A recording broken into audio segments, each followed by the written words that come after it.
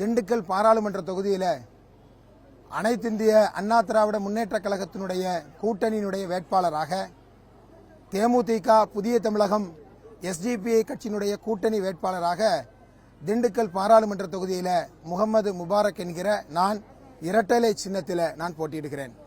செல்லுகிற இடங்களிலெல்லாம் திண்டுக்கல்லில் மக்கள் ஒரு மாற்றத்தை வேண்டும் என்று விரும்புகிறார்கள். திண்டுக்கல் பாராளுமன்ற தொகுதி கடந்த 5 வருஷமாக கைவிடப்பட்ட தொகுதியாக இருக்குது. திமுகவின் சார்பில் 5 வருஷத்திற்கு முன்பு 5 வருடமாக வெற்றி பெற்ற வேட்பாளர், வெற்றி பெற்ற பாராளுமன்ற உறுப்பினர் வேலுச்சாமி அவர்கள் இந்த தொகுதியை கைவிட்டு விட்டார். திமுகவை பொறுத்தவரை பெருவாரியான வாக்குகள் வித்தியாசத்தில் வெற்றி பெற்ற மமதையில் திண்டுக்கல் தொகுதியை அனாதையா விட்டாங்க. இந்தியாவில் 3வது வாக்குகள் வித்தியாசத்தில் திண்டுக்கல்ல நாங்கள் ஜெயிச்சிருக்கிறோம்னு சொல்றாங்க.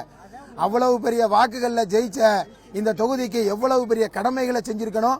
அந்த பாராளுமன்ற உறுப்பினர் ஒன்றையும் செய்யல. இன்னும் குறிப்பாக சொல்வதாக இருந்தால் மக்களை மிகப்பெரிய அளவில் வஞ்சித்து ஏமாற்றி இருக்கிறார்.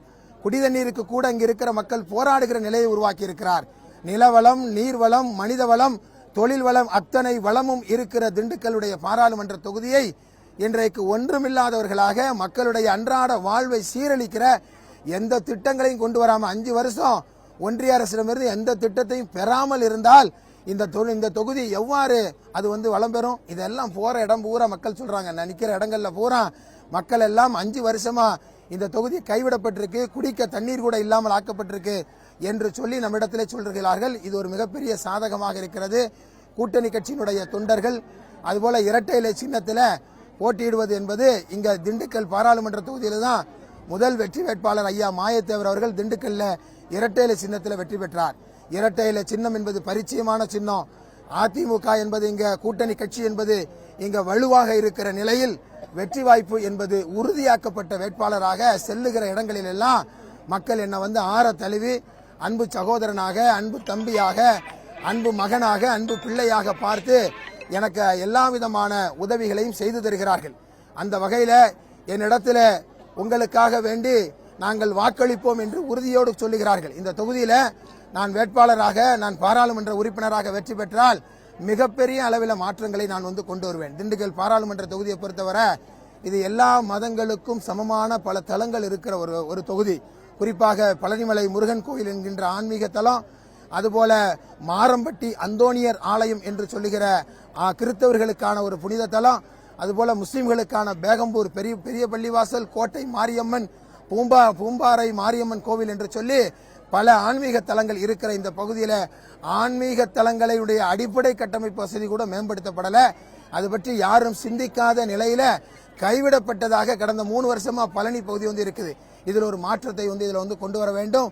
அங்கே போதுமான நிதி வழங்கப்பட்டு ஆன்மீக சுற்றுலாவாக பழனி, மதுரை, ராமேஸ்வரம், அதுபோல கொடைக்கானல் போன்ற பகுதிகளுக்கு இணைப்பு செய்து அதுக்கு ஒரு தண்டவாளத்தை, அதற்கான ரயில்வே டிராக் அமைச்சு போக்குவரத்தை சரி செய்தால் மிகப்பெரிய அளவில் சுற்றுலா தலமும் ஆன்மீக சுற்றுலாவும் மேம்படும் என்று சொல்லி நான் கொடைக்கானலில் ஒரு கிரீன் ஏர்போர்ட் கொண்டு வருவதற்கான முயற்சி எடுப்பேன்னு சொல்லியிருக்கேன். அதோடு சேர்ந்து திண்டுக்கல் என்பது பூட்டுக்கு மட்டும் இல்லைங்க.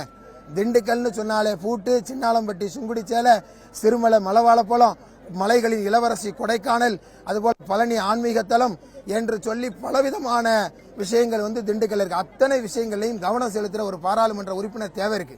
ஒன்றிய அரசிடமிருந்து ஸ்மார்ட் சிட்டி மூலமாக நிதியினை பெற்று ஒரு 1000 கோடி ரூபாய் நிதி திண்டுக்கல் கார்பரேஷனுக்கு கிடைச்சதுன்னு சொன்னா திண்டுக்கல் ஒரு மிகப்பெரிய அளவில் அங்க தொழில் வளம் பெறுவதற்கு வாய்ப்பாக இருக்கும். ஒரு இடத்துல விளைவிக்கிற காய்கறி, ஒரு இடத்துல விளைவிக்கிற மாம்பழம், ஒரு இடத்துல விளைவிக்கிற மல்லிகைப்பூ, அதெல்லாம் ஒவ்வொரு இடத்திற்கும் செல்வதற்கும் நல்ல மார்க்கெட்டும், அதுபோல நல்ல அதற்கான விற்கிற ஒரு சேல்ஸ் மார்க்கெட்டும், சேல்ஸ் பாயிண்டும் இருந்துச்சுன்னு சொன்னா ஒரு பெரிய லெவலில் பொருளாதாரம் உயரும். ஆனால் இதுவரைக்கும் யாரும் அதை கவனம் செலுத்தல.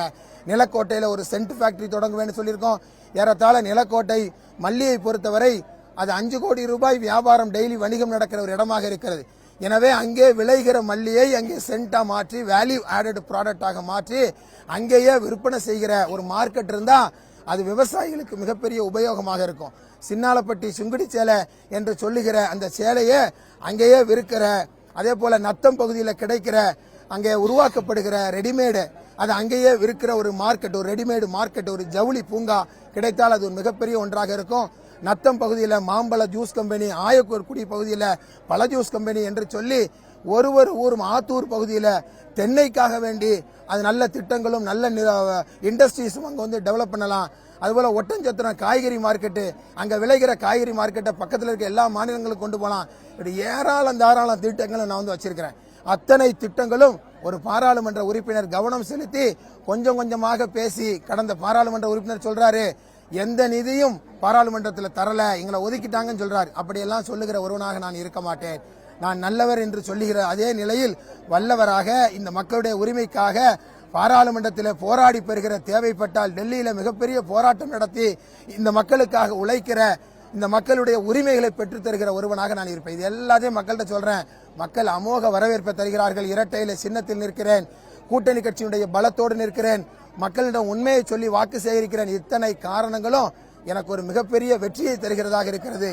ஜூன் மாதம் 4ஆம் தேதி இந்த வாக்குகள் எண்ணப்படுகிற நாளில் ஒரு மாபெரும் வெற்றியை நான் பெறுவேன் என்கிற நம்பிக்கையோடு இந்த மக்களுக்காக உழைக்கிற ஒரு வாய்ப்பை, மத, இன, மொழி, சாதி வேறுபாடின்றி பணி செய்கிற ஒரு வாய்ப்பை எனக்கு இந்த மக்கள் தருவார்கள் என்ற நம்பிக்கையோடு இப்பொழுது நான் களமிறங்கியிருக்கிறேன்.